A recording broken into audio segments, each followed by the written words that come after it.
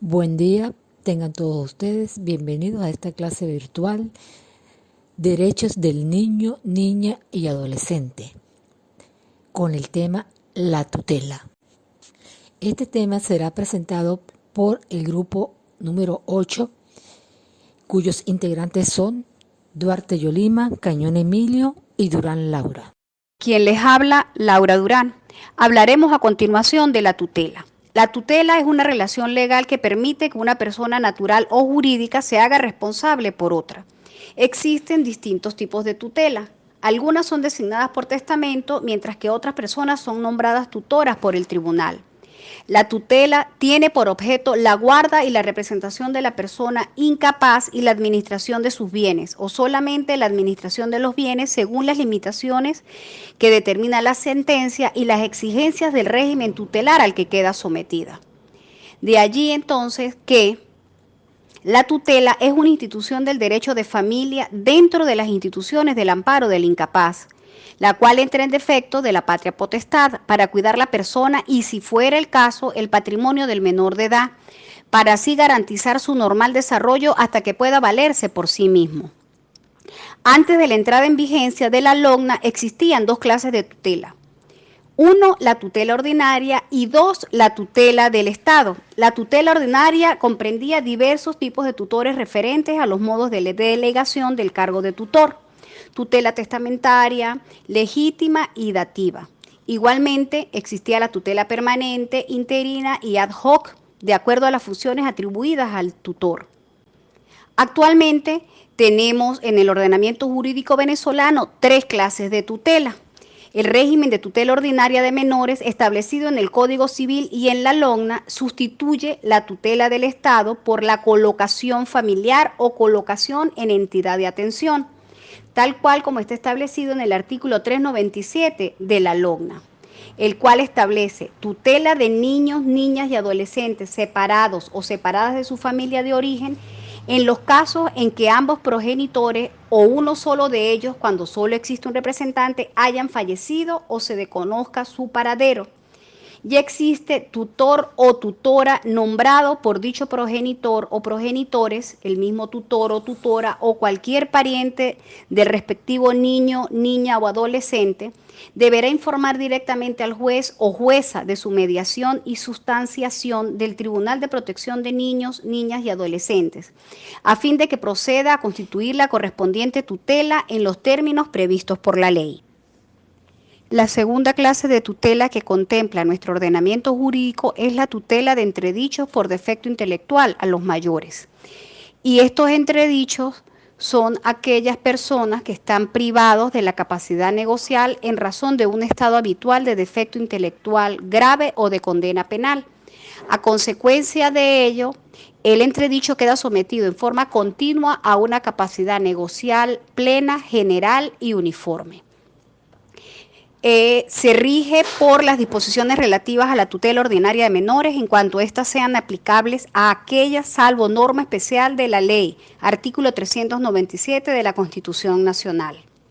Tercera, la tutela de entredichos por condena penal a los mayores, igual que en la tutela ordinaria de menores, ni el cónyuge ni los padres necesitan. 1. Discernimiento para ejercer el cargo de tutor. 2. No se encuentran obligados a prestar caución ni tampoco a la prestación de los estados anuales, fianza y rendición de cuentas. Y la tutela de entredichos será ejercida por el cónyuge no separado legalmente de bienes, artículo 398 de la Constitución venezolana. Entonces podemos decir que la tutela de entredichos por condena penal es el régimen disciplinario comprendido para las personas quienes están libres condicionalmente por algún delito o falta cometido. Hablemos ahora de la apertura y constitución de la tutela. 1. La apertura de la tutela resulta de la necesidad de iniciar la protección debida a niños y adolescentes, cuando se dan los supuestos de necesidad requeridos y se inicia sin la necesidad de la declaratoria judicial. 2. Una vez abierta la tutela, debe procederse a constituirse, haciendo el nombramiento de los titulares de cargo. 3. Esta constitución tiene varias fases. La fase inicial, en que se ordena abrir la tutela. la fase en que se designan los titulares de los cargos, la asunción de los cargos por sus titulares, el cumplimiento de formalidades legales del tutor para entrar en funciones del ejercicio de cargo. Este proceso de constitución queda bajo el control judicial. La fase inicial determina la obligación de informar al juez competente sobre la apertura de la tutela, función que recae en las siguientes personas. 1. El funcionario que reciba la declaración sobre la muerte de una persona que haya dejado hijos menores de edad sin representante legal debe informar al juez, según como lo establece el artículo 301 de nuestro Código Civil. Y 2. El tutor nombrado por el padre y o la madre, los parientes dentro del cuarto grado de consanguinidad, al tener conocimiento de un hecho que dé lugar a la apertura de la tutela, deben informar al juez, establecido en el artículo 302 de nuestro Código Civil. El juez de oficio puede averiguar sobre la apertura de la tutela y obtener la prueba para proceder a constituirla mediante auto expreso.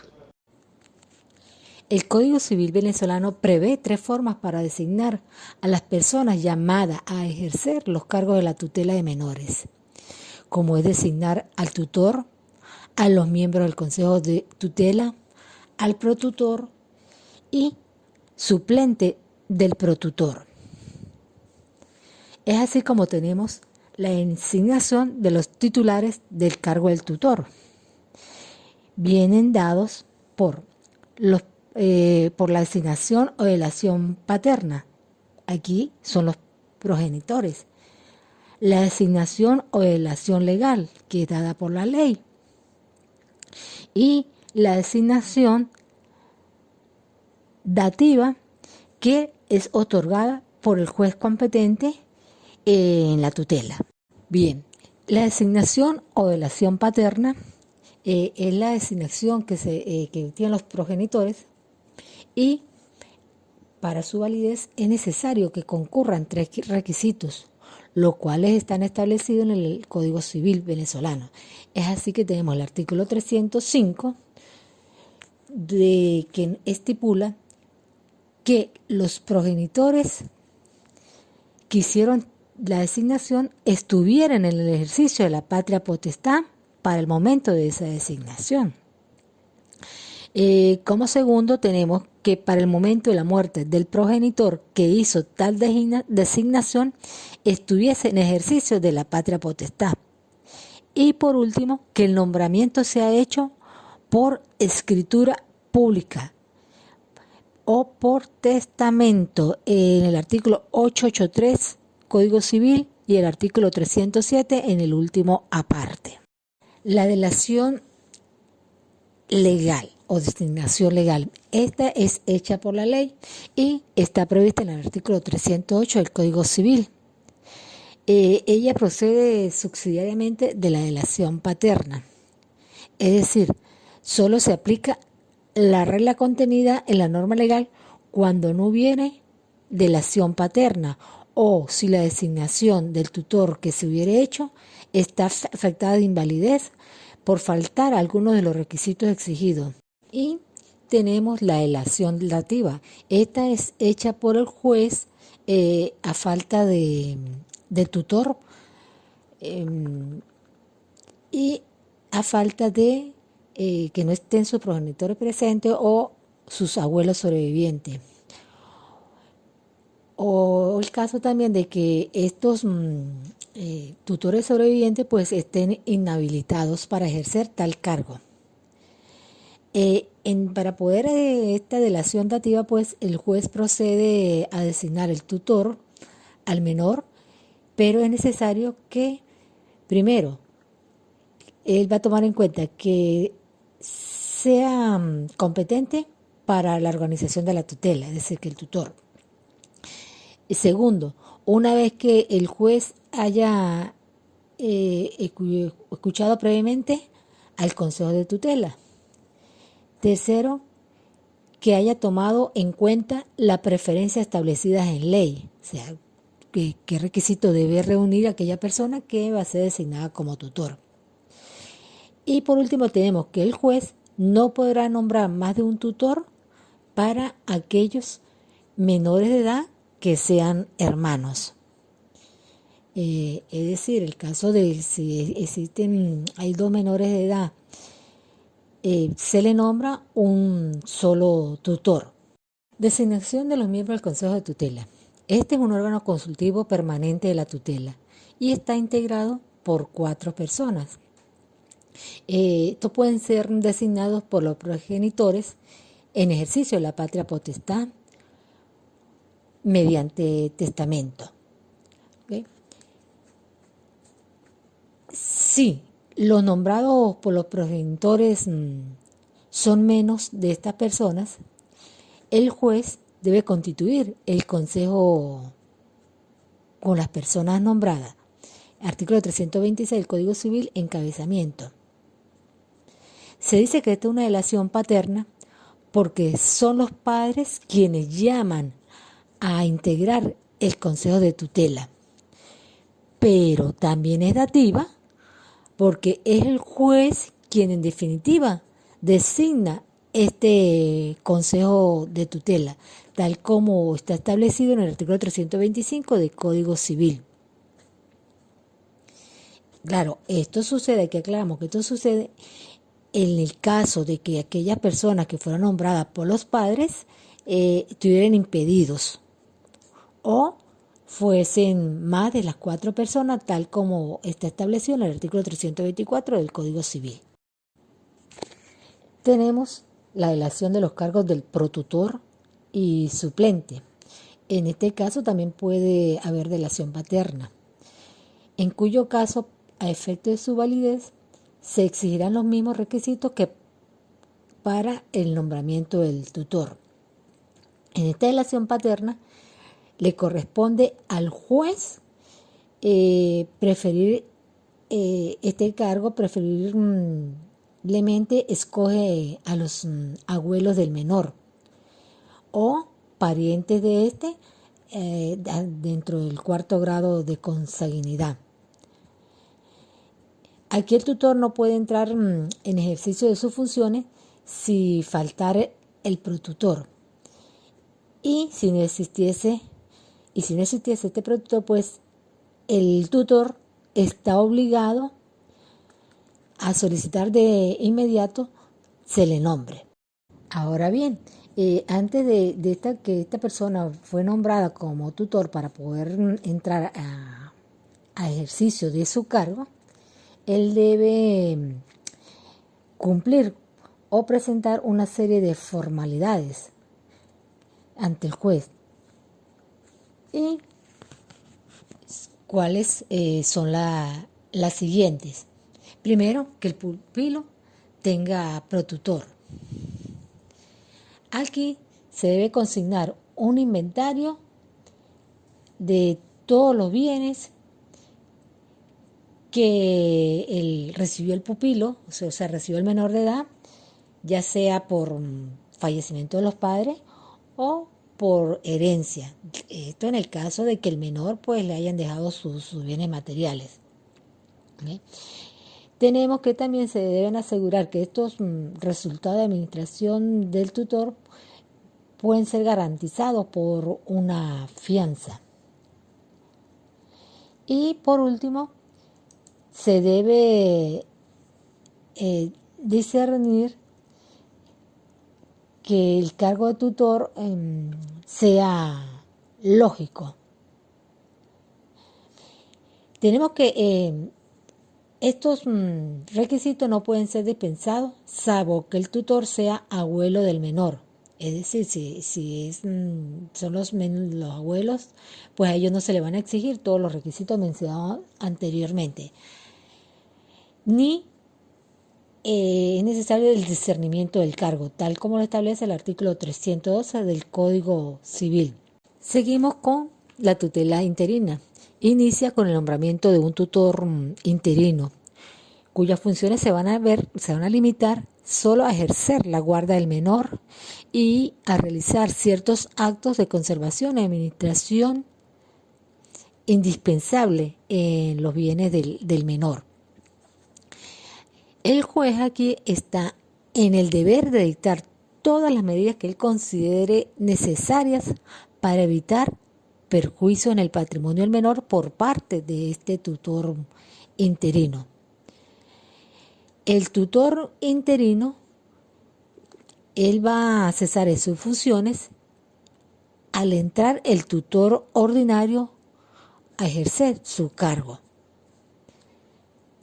El tutor interino va a quedar sujeto a lo preceptuado en el artículo 324 de nuestro Código Civil. Muy bien, hasta aquí mi defensa. Sigue nuestro compañero Emilio con los siguientes puntos. Buenas tardes a todos.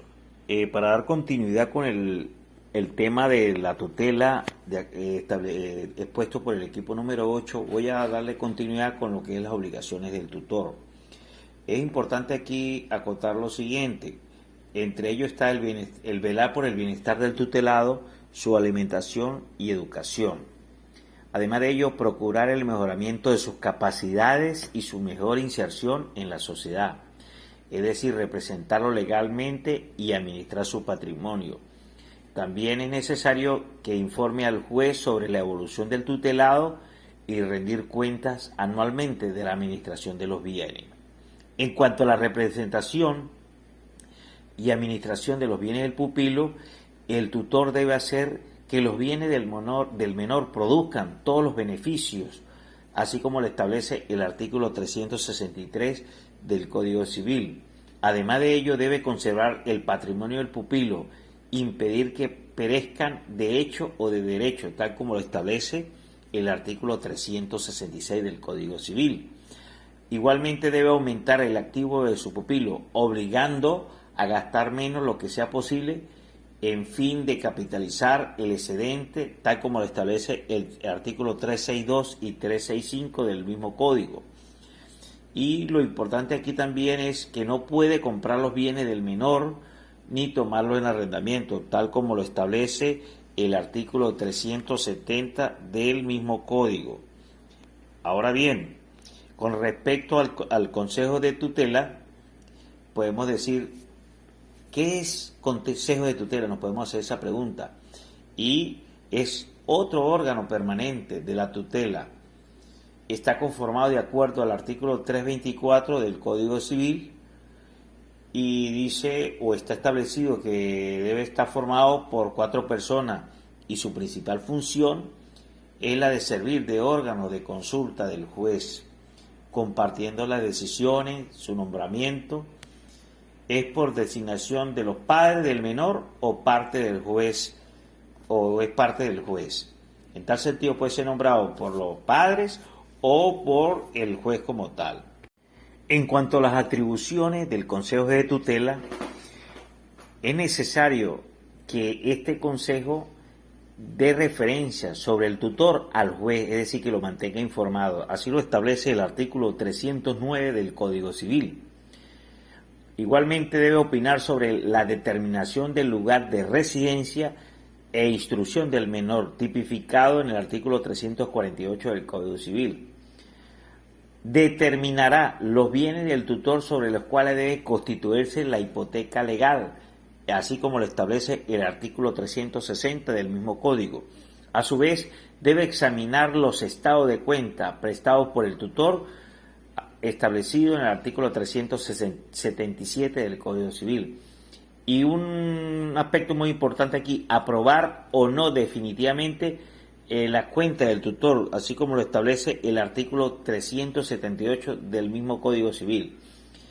Y es importante acotar que la conveniencia de abrir una tutela interina en los casos de remoción del tutor por circunstancias que se puedan presentar. En tal sentido podemos decir que la enajenación y liquidación o continuación de los negocios de comercio, industria y cría del pupilo son atribuciones fundamentales también del Consejo de Tutela. En cuanto a la cesación de la tutela, puede ser absoluta, se da cuando termina el sometimiento del pupilo a este régimen y por lo tanto cesan en los cargos los titulares de los mismos, sin que haya necesidad de sustituirlo, y se produce cuando desaparecen los supuestos la necesidad de la misma. Puede ser por las siguientes razones: la cesación de la tutela. 1. El pupilo alcance la mayoría de edad. 2 por la emancipación del pupilo, 3 por sometimiento del pupilo a la patria potestad porque no es compatible con la tutela, y 4 por haber sometido al menor a la colocación familiar o entidad de atención, es decir, que lo ubiquen en un sitio ya acondicionado para él, una familia sustituta o un lugar donde pueda ser atendido por el Estado. Y también existe la cesación de la tutela en la relativa, que es aquella que los cargos de tutela cesa en su oficio sin que el pupilo deje de estar sometida a ella, lo que trae como consecuencia la sustitución de ese titular. Las causas son muerte del tutor, la renuncia aceptada del tutor y revocación del tutor por decisión judicial. En tal sentido, esas son las formas de la cesación de la tutela.